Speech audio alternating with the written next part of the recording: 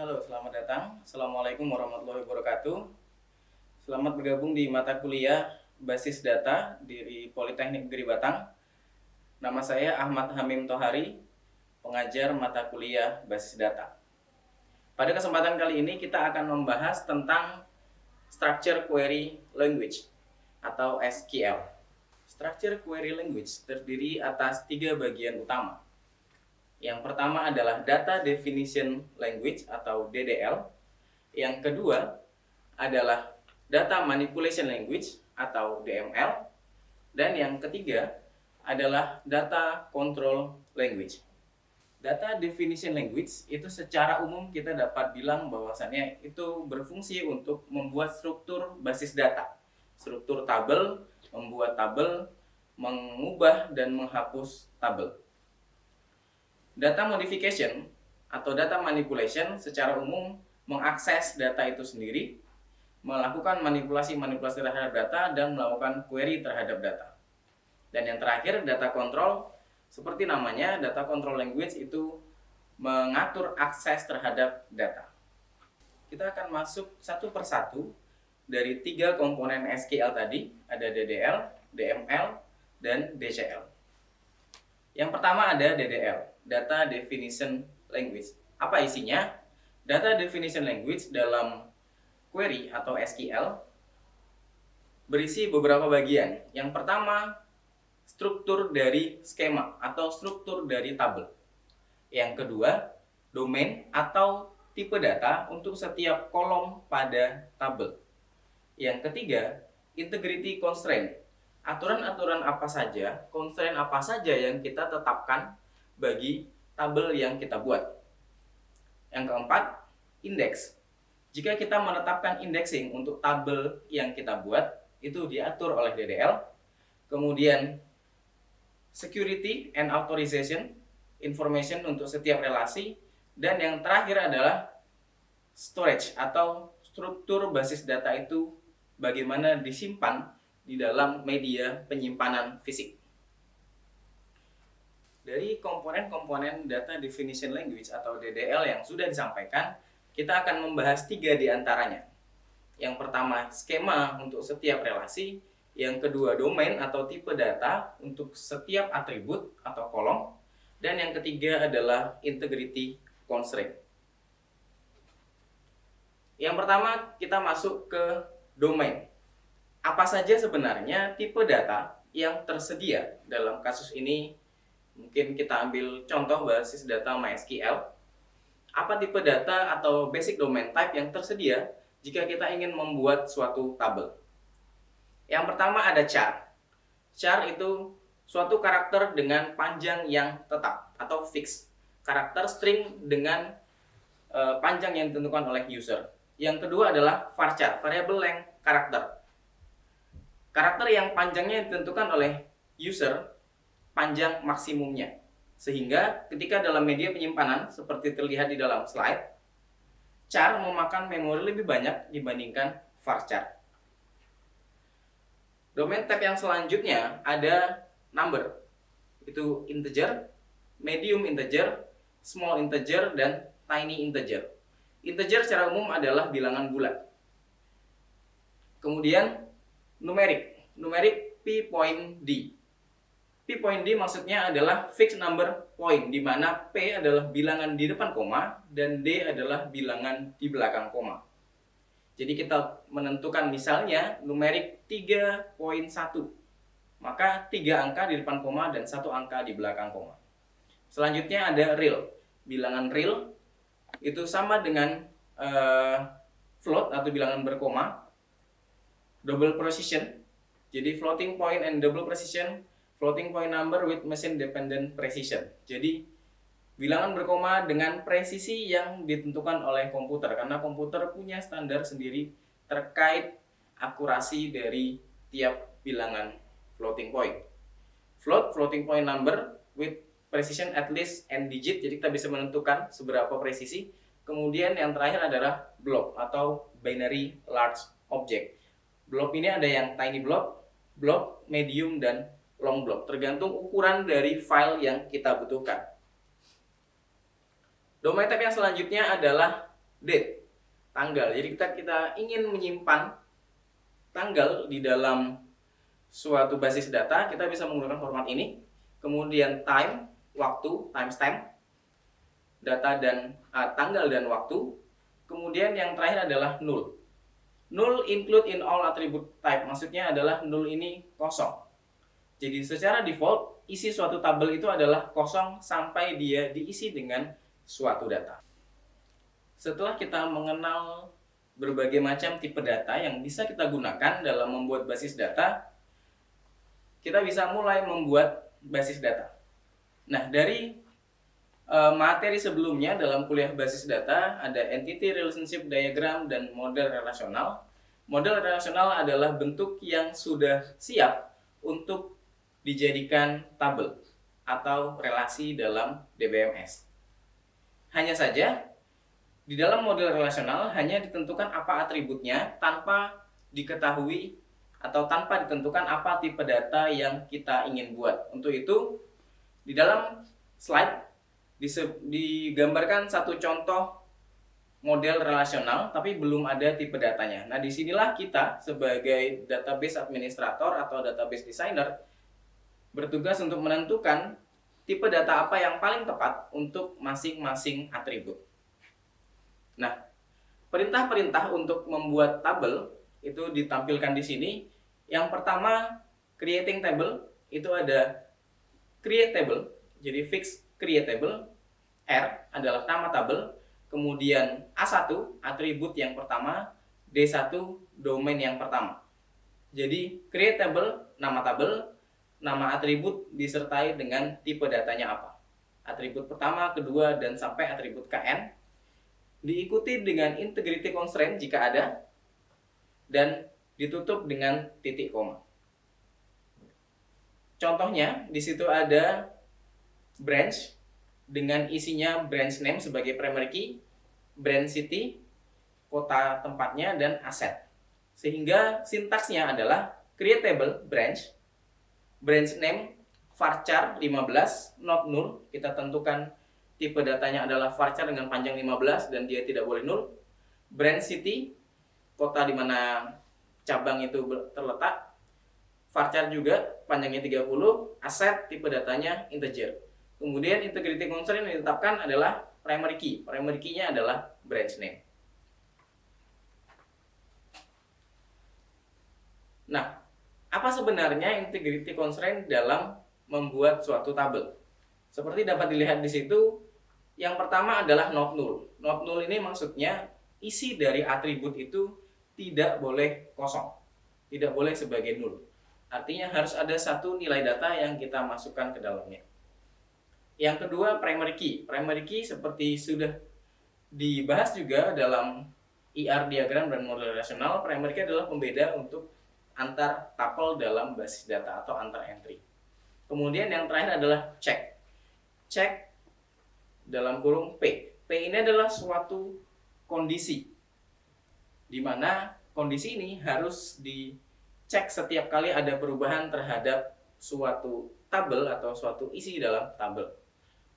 Contoh misalnya cek apakah bilangan yang dimasukkan adalah positive number. Misalnya kita punya atribut umur. Umur itu mungkin 0 sampai 100, tidak mungkin umur minus. Maka kita bisa tentukan cek P adalah positive number. Nah, di situ dicontohkan bahwasannya create table, branch name, varchar, branch city, varchar 30 dan seterusnya. Nah, di bawah ada cek aset lebih besar sama dengan 0.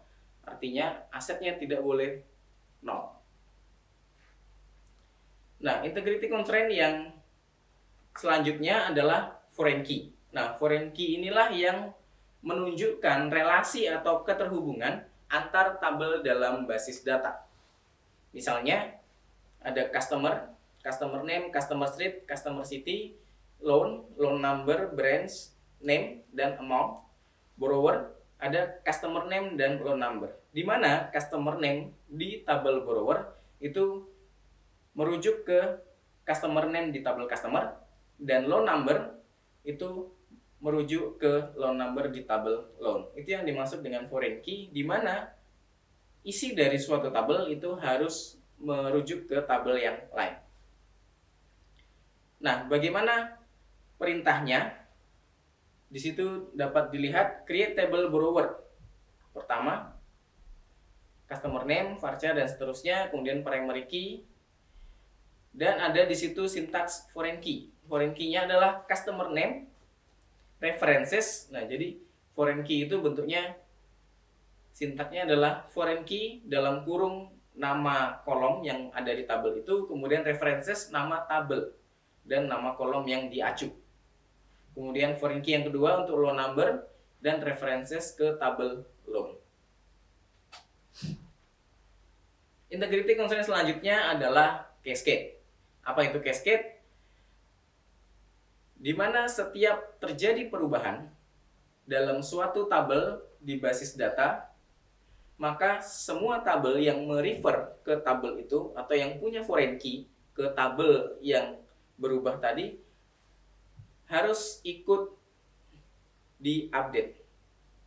Nah, kondisi ini bisa kita tetapkan dengan perintah cascade. Cascade sendiri terbagi menjadi dua.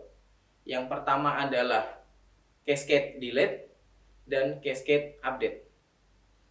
Setiap ada perubahan di dalam tabel master, maka tabel yang merefer atau tabel yang punya foreign key ke tabel itu, misalnya di delete ikut terdelete, misalnya di update ikut diupdate. Perintahnya seperti apa? On delete cascade dan on update cascade. Di situ ada contohnya. Jadi ketika dia foreign key loan number, references loan, on delete cascade. Selanjutnya setelah integrity constraint, setelah juga sintaks dalam membuat tabel, kita membahas tentang bagaimana jika kita ingin merubah struktur dari suatu tabel. Perintahnya adalah alter table. Jadi kita menambahkan atribut atau menghapus salah satu atribut atau menambahkan foreign key, menambahkan suatu integrity constraint, juga bisa mengubah tipe data dari suatu atribut. Contoh, alter table borrower add bdate dengan tipe date. Jadi kita menambahkan kolom pada tabel borrower, kolomnya namanya bdate, tipe datanya dari bdate ini adalah date. Kita juga bisa mengganti nama dari suatu atribut, misalnya alter table borrower change bdate menjadi birth date. Tipe datanya tetap date. Kita bisa menghapus kolomnya, alter table borrower drop birth date, jadi kolom yang kita tambahkan tadi kita hapus. Kemudian add or remove constraint, jadi kita bisa tambah primary key, bisa hapus primary key, bisa tambah foreign key, bisa tambah on cascade dan sebagainya. Nah, selanjutnya ketika kita membuat suatu tabel, kita juga bisa set default value. Apa maksud dari set default value ini? Jadi setiap kali ada entry baru atau tuple baru dalam suatu tabel, jika kolom itu tidak diisi, maka dia akan diisikan dengan nilai default. Contohnya, misalnya gender, tipe datanya adalah char, panjangnya 1, dengan nilai default tanda tanya. Jadi jika gendernya ini tidak diisi, maka dia akan terisi dengan tanda tanya. Birth date, tipenya date dengan nilai default 0000000. Jadi semuanya di set sebagai 0. Jadi datanya tidak akan terisi dengan 0.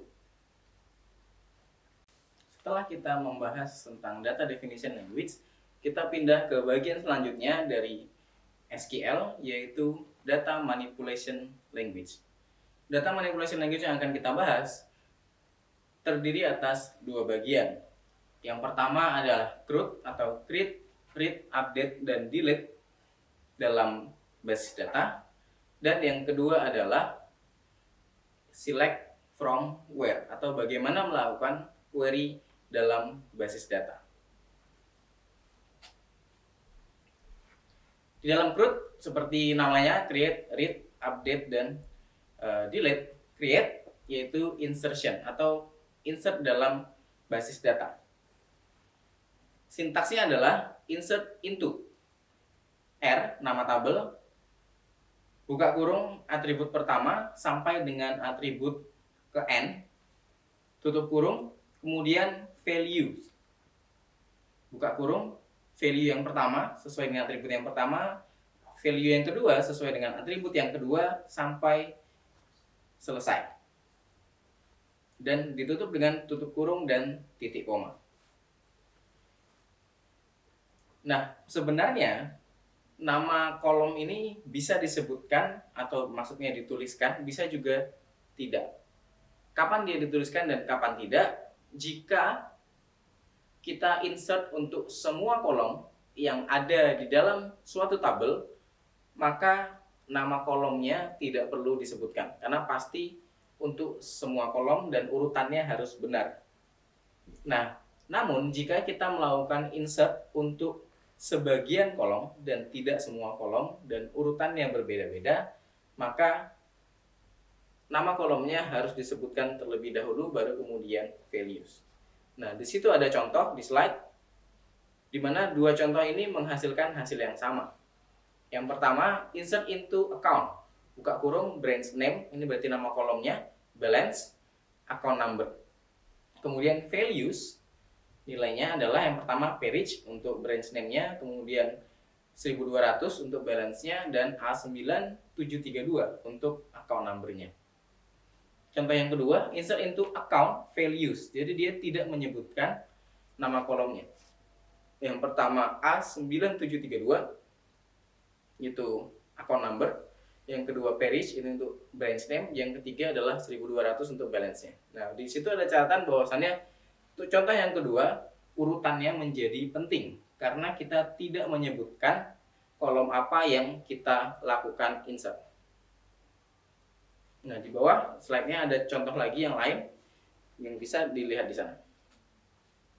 Nah, setelah insert ada delete. Nah, di dalam delete kita bisa melakukan delete tanpa kondisi dan delete dengan suatu kondisi. Secara default, sintaks delete dalam suatu tabel di database itu menggunakan kondisi. Dengan format adalah delete from R, nama tabelnya, where, suatu kondisi. Kondisinya ini adalah memungkinkan kita untuk menghapus row yang spesifik atau tuple yang spesifik dari suatu tabel jika kondisinya terpenuhi atau bernilai true. Contoh, kita ingin menghapus semua tuple di tabel account yang branch name-nya adalah perich. Maka perintahnya adalah delete from account where branch name sama dengan perich. Maka query dalam basis data akan melakukan scanning untuk mencari semua account yang branch name-nya perich dan akan menghapus account itu.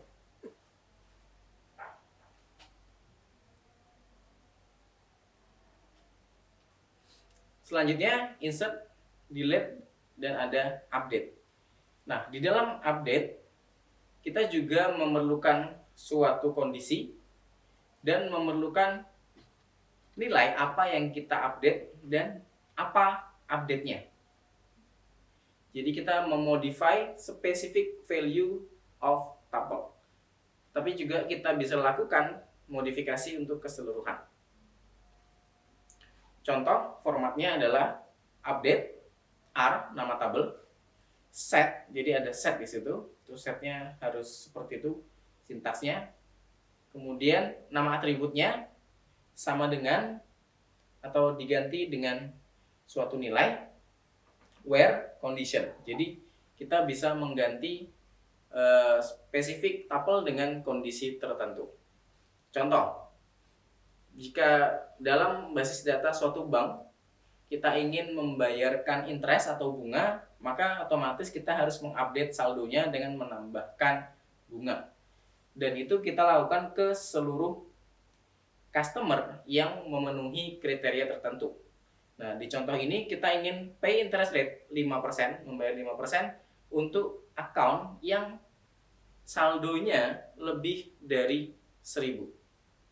Nah, maka caranya adalah update account, nama tabelnya, set, balance, nama atributnya balance, sama dengan, nah, suatu ekspresi kita bisa melakukan operasi aritmatika di sini, balance dikali 1,05, jadi ditambahkan 0,5%. Di situ, where balance lebih dari 1000. Jadi semua tuple, semua row yang saldonya di atas 1000 akan mendapatkan tambahan sebesar 5% dari sintas ini. Atau kita bisa juga, contoh yang kedua itu mengganti balance-nya. Misalnya update account, set balance sama dengan 100.000. Jadi kita bisa set juga dengan suatu nilai gitu. Kalau yang di atas kan kita set dengan suatu operasi aritmatika. Nah, set balance sama dengan 100.000, di mana balance-nya 1000. Jadi sama saja. Jadi sintas update untuk mengganti nilai dari suatu data dengan kondisi yang terpenuhi. Jika tidak terpenuhi maka tidak akan diganti.